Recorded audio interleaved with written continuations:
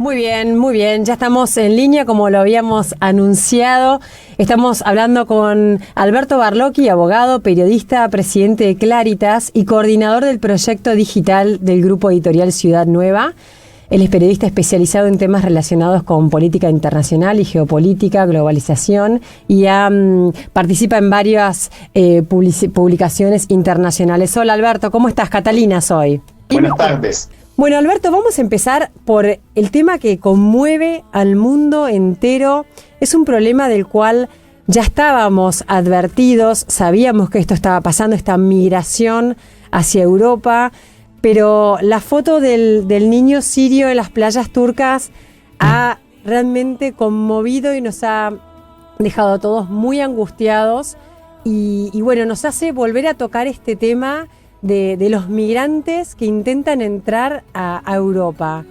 ¿Puede Europa absorber toda esta migración y cómo sería el mejor modo de hacerlo? Catalina, me parece que en primer lugar tenemos que aclarar algunos términos, algunas expresiones, ¿no? Nosotros tenemos un fenómeno migratorio que puede ser un fenómeno intenso hasta asumir las proporciones de una oleada, porque hay determinadas condiciones, frecuentemente económicas o circunstanciales, que determinan que alguien decida de dejar su país para ir vivir en otro país y ahí intentar un mejor nivel de vida. Uh-huh. Lo que está sucediendo y que está sacudiendo toda Europa no es un fenómeno migratorio, es una oleada de refugiados.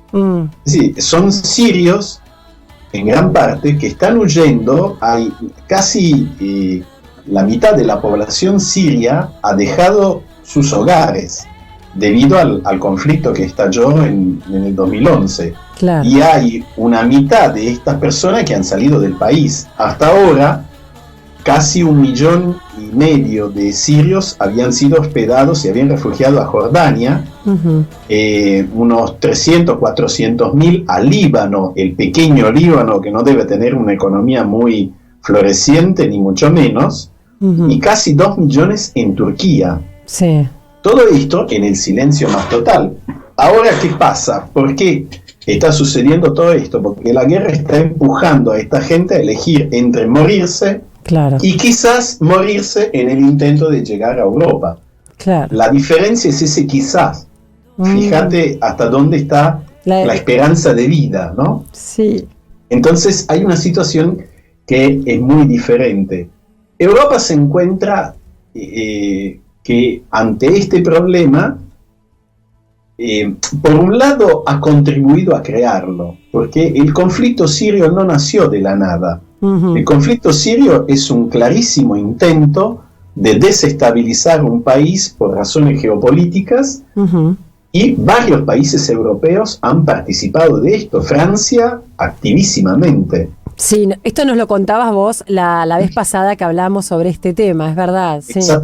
Exactamente. Francia ha sido gravemente responsable, no solo con lo que pasó en Siria, porque algo parecido ha sucedido también en Libia. Se aplicó el mismo guión. Francia, Reino Unido, algunos otros países, respaldado por las monarquías del Golfo, Qatar, Arabia Saudita, han desestabilizado Libia con la contribución infaltable de los Estados Unidos. Libia terminó derrumbándose el régimen de Gaddafi, se entró en una situación de caos y ahora tenemos miles de libios que quieren ingresar a Europa porque, además de los otros migrantes que vienen del África del Norte y de la África subsahariana, y hacen presión en el sur de Europa. Y ahora se agregó esta situación de los sirios. Entonces, Europa se encuentra...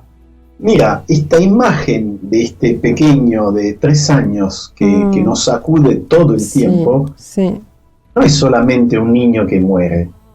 Ese cadáver está representando los valores de Europa transformados en un muerto a orilla de su frontera, defendiéndose de aquellos a los cuales ha provocado un daño irreparable. Sí, es tremenda y por otro lado tiene una fuerza simbólica muy poderosa, que por ahí choca que lo diga, pero porque es un niño, una persona que ha muerto, pero esa foto creo que sintetiza lo que vos nos decías recién, ¿no? Como un gran fracaso de la política, de la humanidad también, reflejada en una foto.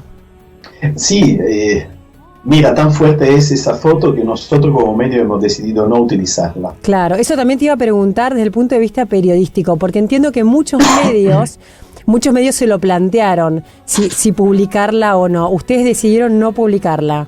Y mira, en lo personal, yo estuve en la disyuntiva ayer durante todo el tiempo atormentado por esta pregunta y finalmente decidí que no, por varias razones. Mira, hay un efecto que te va anestetizando, claro, con las imágenes que provocan un shock. Y para volver a escribir, Susan Sontag ha escrito bastante sobre este tema, y para volver a probar los mismos sentimientos necesita cada vez más shock. Después depende siempre además del contexto, de las circunstancias. Esta imagen presentada en los informativos de televisión con el aviso, dice, ahora vamos a hablar de la próxima mayonesa que que se va a producir que lanzamos a un precio muy conveniente. Realmente son cosas que riñen con el principio de mantener un nivel de humanidad. Claro. Entonces, no solo nos acostumbramos, pero corremos el riesgo de banalizar. Claro, te iba a decir la banalización del mal, ¿no? La banalización, mira, cae un diario italiano como República, esta mañana cae en esta trampa, pone la foto del cuerpo ya levantado por un guardia, y la página al lado, toda página, es una modelo en ropa interior femenina, que además por una cuestión de técnica necesariamente tiene que mirar hacia adentro de la revista, y por lo tanto como que está mirando curiosa y asombrada ese cuerpo, ella que está en ropa interior sobre un balcón. Claro. Y mira tú el absurdo de eso, pero es como la obediencia ciega a un mercado que te dicta hasta cómo tú tienes que manejar tu estética, en definitiva, porque no hay libertad como para tomar una decisión y tomar distancia. Por eso nosotros decidimos que no queríamos eso, y que sí queríamos recordar que la muerte necesita de dignidad y necesita de respeto, porque es un evento sagrado, el de la muerte, y tiene que movernos a la reflexión. Y sobre todo tiene que mantener viva nuestra indignación. El tema no es anestesiarla, ¿no? Me acuerdo, no sé si lo tienes presente tú, en los años 90, las imágenes de la campaña de Benetton, utilizando los asesinatos por mafia, o las oleadas de albaneses que huían a Europa, los barcos repletos. Y bueno, no se puede, me parece, correr el mismo riesgo. Y el problema es precisamente una información más humana que está tratando de discutir cuestiones que son de humanidad, ¿no? Como la de recibir a oleada de refugiados, tratando además de solucionar un problema injusto, porque los sirios no tenían ninguna gana de que se generara un conflicto armado. Todas las veces que yo he investigado con referentes de la sociedad siria, integrantes de la sociedad civil, todos han sido muy coincidentes de que sí, quizás estaban dispuestos a un cambio de régimen, pero nunca con la violencia, y además no había figuras alternativas de otros líderes que no fuera el actual presidente sirio. O sea, es difícil meterse en esas situaciones. Mira, hemos llegado a ciertos extremos. Yo justo, mientras que esperaba que habláramos, estaba manejando una información que es una entrevista a CNN, por lo tanto no es una fuente alternativa de información, de esta que uno puede acusar así de complotismo ni nada que se le parezca. Es una fuente muy, muy gubernamental, hasta demasiado. Bueno, el ex director de la CIA, David Petraeus, explica cuál debería ser la técnica en este momento. Utilizar grupos terroristas que están actuando en Siria, sobre todo, dicen, no en cuanto grupo, sino tratando de alcanzar a determinados individuos que están dispuestos a salir de ese grupo para seguir luchando contra el gobierno sirio y contra Al-Qaeda, contra el Estado Islámico, ¿no? El ISIS. Uh-huh. O sea, lo que está diciendo este hombre... Profundizar lo que ya se ha hecho, digamos, ¿no? Pero no solo profundizar, pero redoblar la apuesta. Está hablando de una organización terrorista, Al-Nusra, que está combatiendo contra el régimen y que es la filial de Al-Qaeda en Siria. Entonces lo que está diciendo, miren, a nosotros no nos importa si ustedes son terroristas, lo importante es que no lo sean contra nosotros. Mientras que lo sean contra nuestros enemigos, va todo bien y hasta los contratamos. Ni más ni menos es lo que acaba de explicar a CNN con un desparpajo con respecto a la justificación de los medios en función del fin. Eso es realmente es un retroceso a la barbarie impresionante. Y Alberto, volviendo a la pregunta inicial, que es más práctica, digamos, ¿Europa tiene capacidad de absorber a todos los sirios que se están movilizando? En Venezuela viven 5,6 millones de colombianos recibidos a partir del surgimiento del conflicto armado en Colombia. Ajá. Y Venezuela no es una potencia económica, ni mucho menos. O sea, estamos hablando de una de las más grandes potencias económicas mundiales, la Unión Europea, donde además figuran las primeros 4 o 5 economías del planeta, Reino Unido, Francia, Alemania, Italia y España, que se queda bastante cerca. O sea que desde el punto de vista de los recursos, sin duda que es posible. Perfecto. Sí. Lo que pasa es que, bueno, frente a lo que está pasando, existe un gran miedo, sobre todo del ingreso de aspirantes terroristas mezclados con una población que tiene una proveniencia no fácil de verificar, y sobre todo un problema logístico en un contexto donde además no se ha superado la crisis económica que ha sacudido el continente, un continente en algunos países con un altísimo nivel de desempleo. Pero acá uno recurre a cuáles son los valores fundantes de Europa, y ha sido precisamente la solidaridad. Ha habido oleadas de europeos que en siglos pasados han llegado a todo el mundo. No lo voy a contar a los argentinos esto, ¿no? Sí. Ha habido millones de alemanes, de irlandeses, de españoles, de italianos, de portugueses, de austríacos, de suizos, que han emigrado cuando no estaban dadas las posibilidades de vivir allí y sin la presión de una guerra como en este caso. Por lo tanto, acá lo que corresponde es, por un lado, frenar esta lógica desquiciada de crear un conflicto ad hoc en un país simplemente por una cuestión geopolítica. Y también, al mismo tiempo, actuar en forma solidaria, haciéndose responsable de una situación que está golpeando las puertas de Europa y que es posible afrontar, sin duda. De alguna manera también es un fracaso de las organizaciones internacionales, ¿no? Qué sé yo, pienso ONU y Catalina, pero ¿sabes qué pasa? El ONU no es otra cosa que el espejo de los gobiernos que manejan al ONU. El ONU no tiene una voluntad propia. No tiene una autonomía de acción. Lo que puede hacer la ONU es siempre con el mandato de una intervención en base al Consejo de Seguridad, donde están los mismos países que han causado estos problemas. La no acción de la ONU está aclarando qué es lo que piensan esos países. Esa es lo trágico de toda esta situación. La falta de acción. ¿De dónde sacan los recursos?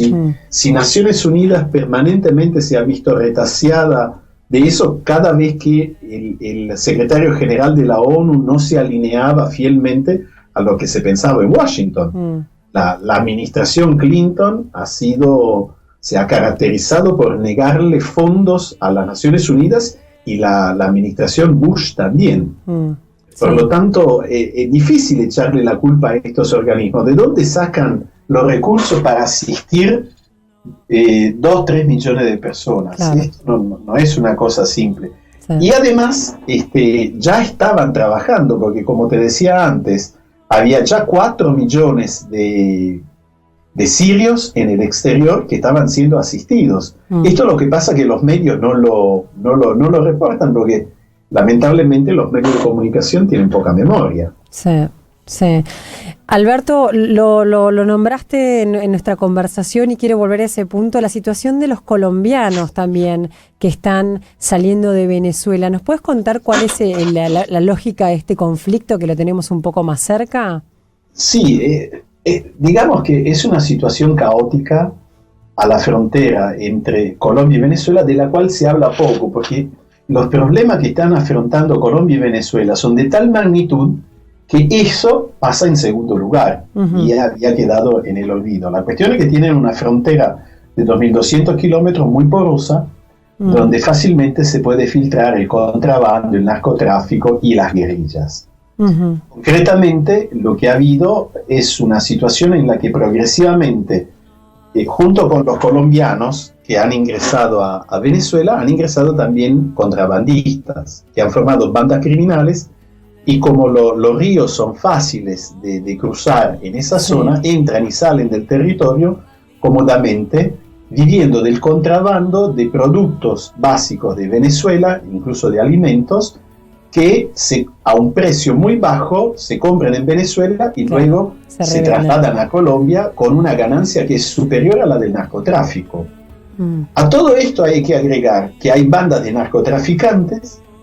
Nosotros conocemos la guerrilla de la FARC y quizás el ELN, pero hay otros grupos guerrilleros que también actúan en la zona, y además paramilitares, que entran y salen de un lado y del otro todo el tiempo. Entonces, Venezuela, con muy poco tino y con una reacción apresurada, como que hubo una gota que desbordó el vaso y prácticamente devolvió 1 millar de colombianos que estaban viviendo en un barrio ahí en San Antonio, ahí en la frontera.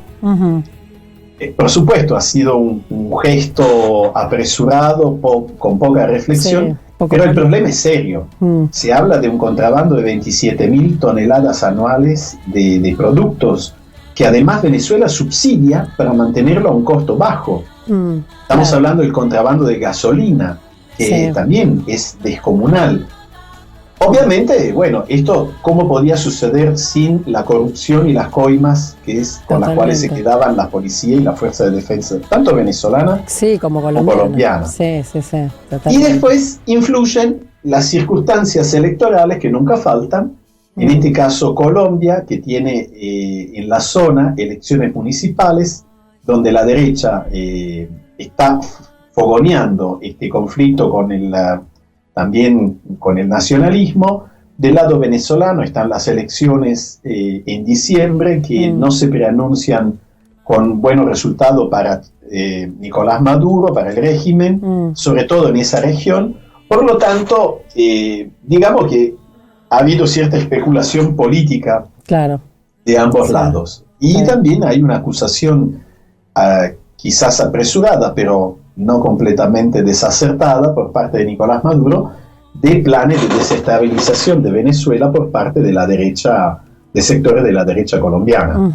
En fin, todos los ingredientes para una tormenta perfecta a la cual se fue agregando la poca capacidad que tenemos en América Latina de resolver los problemas por la vía diplomática y cooperando entre los países. De hecho, la semana pasada hubo una reunión de las 2 cancilleres de Colombia y Venezuela, que había terminado con un acuerdo de trabajar en conjunto, pero al día siguiente la escalada de las declaraciones verbales de un presidente y del otro lado,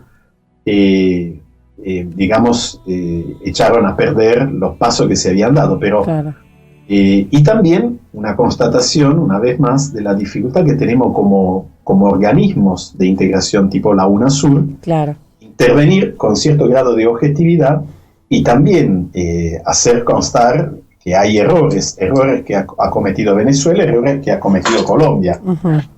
O sea, una vez más, descubrimos que necesitamos más integración y no menos integración. Totalmente, y más institucionalización, ¿no? Sobre todo para estos organismos que vos nos comentás, la UNASUR y demás.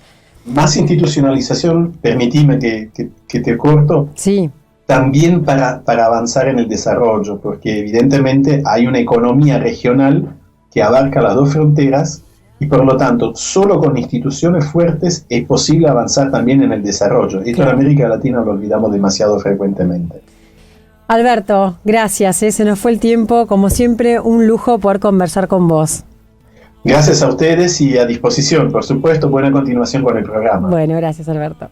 Muy bien, escuchabas al especialista en temas internacionales, el periodista y abogado Alberto Barlocchi.